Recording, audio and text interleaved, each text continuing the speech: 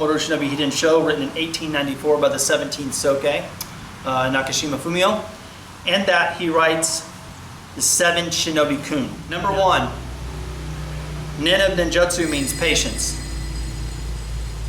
And I think that's very important because a lot of times people have this idea of what ninjutsu is and they put their own little idea to it and all that kind of stuff. Patience. And we're going to talk about that later on when we get into swordsmanship and how you want to wait for an opening, you want to wait for movement. Number 2, Zetsuminjutsu is the highest skill attained. To kill one evil spirit is to save thousands. So as you guys know, Zetsuminjutsu in the Tomo-ryu is the assassination techniques. That even in the Bansen Shikai it says, one of the deepest secrets of ninjutsu is the ability to kill the enemy commander. Tomo-ryu is saying Zetsuminjutsu is the highest skill attained. This is the highest level. If you could do this, this is one of the highest things. To kill one evil is to save thousands. Bansen Shikai by Fujibayashi, he's saying there are secrets within Shinobi no Jutsu where you can go use Shinobi no Jutsu to kill the commander. So it aligns itself with one of the most popular scrolls or popular documents that we have in the modern day about ninjutsu. Number 3, the Sanshin, which is the understanding of the mind, body, and spirit, needs to be separate, yet within complete balance of each other. This translates well to 3 areas of life, which is professional, personal, and private. And as we know, we need balance in all 3 areas. Number 4, ninjutsu is not bujutsu. But all ninja have to be trained and master Bujutsu to have the ability to excel for their lord. Which again, that aligns itself with the Bansen Shikai. Fujibayashi Yasutake, 1676 Bansen Shikai says, you need to learn Kinjutsu, swordsmanship, and practice. I think one of the lines that he puts in the Bansen Shikai is, I'm not going to put all the details here, but you should be trained in Kinjutsu and Iaijutsu. He clearly states that. So again, what we have aligns itself with the same philosophical teachings of the Bansen Shikai. Said completely different, but the essence are the same. Number 5, the body is just like the blade that we carry as a warrior. You have to heat it up to forge it, you have to pound on it to shape it, and you have to apply friction to sharpen it. This is the only real truth within ninjutsu. Number 6, I've said this a million times.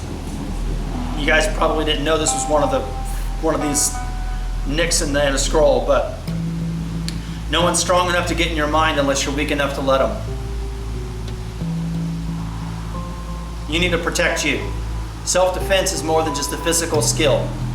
You got to be able to protect yourself physically, mentally, emotionally, and spiritually. Number 7. This is probably the darkest part of Tomo-ryu. Right? And it kind of fits itself with the idea that Zetsuminjutsu is the highest skill attained, right? Kill one evil spirit to save 1,000. Well, number 7, if you are ever captured by the enemy, you will have to endure great torture. Never speak of your job in any way or the Lord that you serve. The pain that you feel is the punishment you deserve for being captured.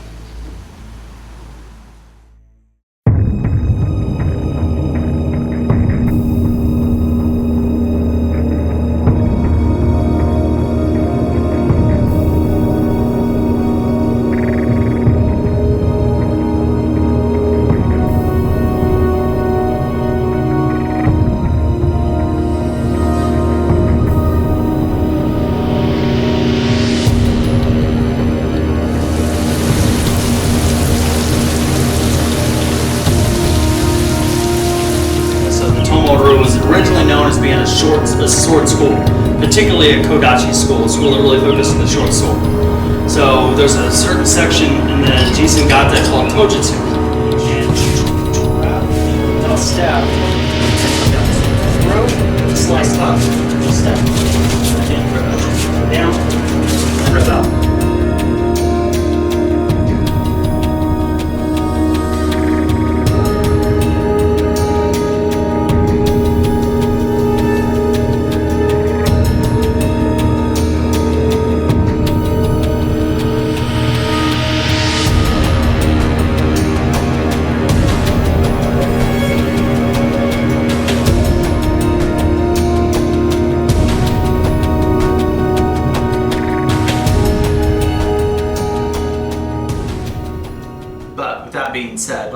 talk to you guys today about is the importance of transmission, the importance of doing historical training, the importance of being able to train in a living tradition. There are many people that teach, there are many people and many ninjutsu organizations all over the world. As I've said many times, ninjutsu is just a set of skills. Anyone can teach ninjutsu. If you're teaching ninjutsu, you're teaching ninjutsu. But to my knowledge, there are less than 5 people in the world that claim to teach an actual ninja lineage. Like a Japanese Kodo martial art that is a ninja lineage. 5 people. Less than 5 people. And I am one of those 5. Now, with one side of the coin, that opens me up to a lot of criticism, a lot of attack, a lot of question, a lot of doubt. On the other side of the coin, it gives me an opportunity to take that criticism and that doubt and that type of maybe hate that comes after me and show you guys the truth. Because I don't really need to be so focused on what other people's questions are, just making sure you guys have the answers, right? So right now you guys are taking the Tomo-ryu Shinobijutsu Keiko, right? It's our annual training event that's right here for this one tradition. This, as the 21st Soke of this tradition, meaning I'm the 21st generational Grand Master of this art. My master gave it to me, and now I have to take this art and give it back to the next generation, to make sure I pass the torch. There's a huge responsibility that I have to be able to do that in a very correct way. When you look at one Kenjutsu school, and you look at another Kenjutsu school, they're different, they have different techniques. Philosophically, they're the same. They're the same principles. They're the kamae, even though the kamae may be different, named different, they look similar, and they move similar. Same thing with Jujutsu. All these different Jujutsu skills, but there's still a basic principle of what Jujutsu is. All these different karate schools, there's still a basic fundamental principle of what karate is. It may be this karate, or this karate, or this karate, but there's a definitive philosophical difference between studying Kenjutsu, Jujutsu, and karate. I don't think anyone disagree with that. Ninjutsu is very similar to that.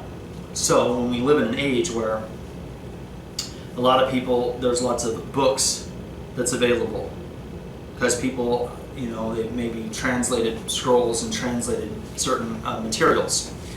Now that's out there. That takes, I don't want to say it takes away the thunder of having a tradition and passing it on to someone, but putting out a lot of information, you know what I mean? It doesn't allow when I say, okay, this technique is, if this is the Shoden Gata, and then, you're working your ass off just so you could see the Chuden scroll, and then it's the Chuden Gata, and you're looking at the middle level scroll, and a lot of the techniques that are on that scroll are things that, you may have already heard of or seen in a different scroll or a Densho or something that's available. Well, then sometimes it's like, sometimes it's like, damn. This part's different, but all this stuff I've kind of heard about before. And it does take a little bit away from it. So there is a little bit of a negative side with this everyone pushing books and everyone pushing scrolls, but there's a benefit too. The benefit is that, okay, when I show you scrolls, and you guys have seen the scrolls and all that sort of stuff, or some of them, but when I show you guys the scrolls, and you guys are looking at them and I'm saying, this is what this is, this is what this is, it does give you guys a sense of this matches with what's been done in history. Right? It would be one thing if I said, well, I'm going to teach you ninjutsu, and then I give you all these different techniques and principles and strategies that are not found anywhere on any other ninjutsu scroll or densho or makimono or whatever. Right? The positive thing with Tomo-ryu is that even though our techniques and terminology and all these things have variations or slight variations, the core principle of what we're doing is found in many of the historical ninjutsu documents, particularly the Bon Senjukai. And I think that's a good thing, because then it kind of separates us from a lot of other schools who teach ninjutsu, but it's not historical ninjutsu. Right? You could study sport karate, but that doesn't make it classical karate. You know what I mean? And I think sometimes people lose that a little bit as well. Like they think all karate is karate. No, there's a philosophical element to karate, but when you get past the philosophy, that's where you see the differences.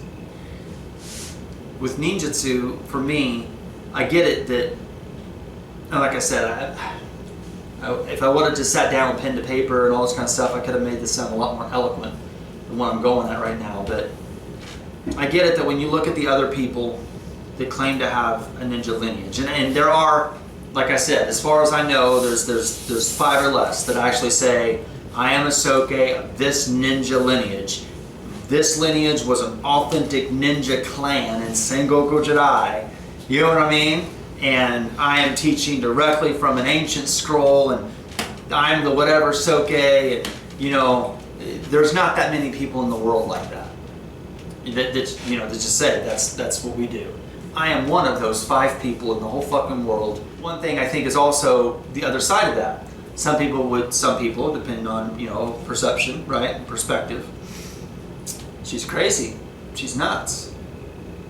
Why does she say that? Why does she say that? Da, da, da, da. I've never seen this. I've never seen this. Those people that say that have never been here either. You know what I mean?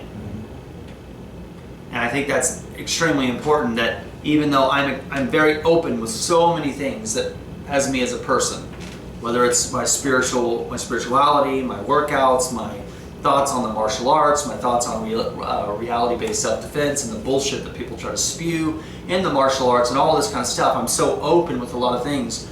I'm still very closed off when it comes to Tomo-ryu. I've never really opened that bag to where it's like, here, I'm just going to throw that all out there, because I know how special it is. And I want that to be special for my students.